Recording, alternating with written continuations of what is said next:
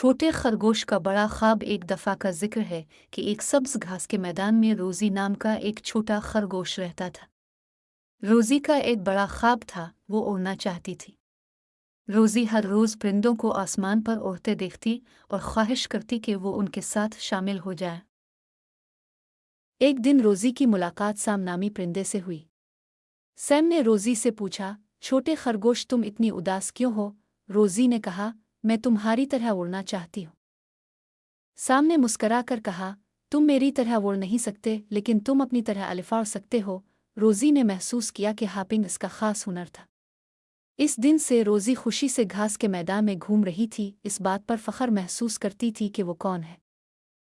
यहाँ एक दिलचस्प और मुतासिर कुन बच्चों की कहानी है। जादुई पेंट ब्रश। एक दफ़ा का जिक्र है कि एक छोटे से गांव में अली नाम का एक लड़का रहता था।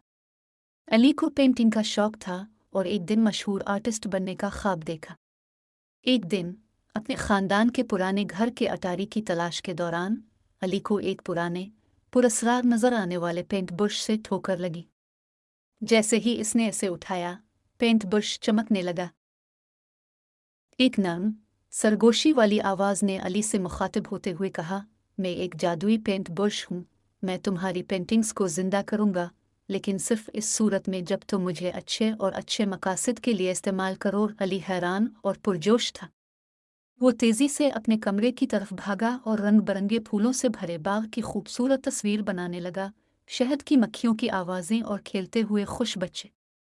जैसे ही इसने पेंटिंग ख़त्म की, जादुई पेंट ब्रश मज़ीद चमकने लगा। और अली की हैरत की बात यह है कि इसकी पेंटिंग का बाग बिल्कुल इसकी आंखों के सामने जिंदा हो गया। गांव वाले खूबसूरत बाग देखकर हैरान रह गए और अली से कहा कि वो अपने गांव में खुशी और खूबसूरती लाने के लिए मज़ीद तस्वीरें बनाएं। अली ने जादुई पेंट ब्रश का इस्तेमाल करते हुए बहुत सी और शानदार पेंटिंग्स तख्लीक कीं, जिनमें से हर एक जिंदा होकर गांव को एक खुशगवार जगह बनाती है। इस दिन से अली को और जादुई मुसव्विर के नाम से जाना जाता था और उसकी पेंटिंग्स गांव के हर एक के लिए खुशी और मसर्रत लेकर आए। कहानी का अखलाक।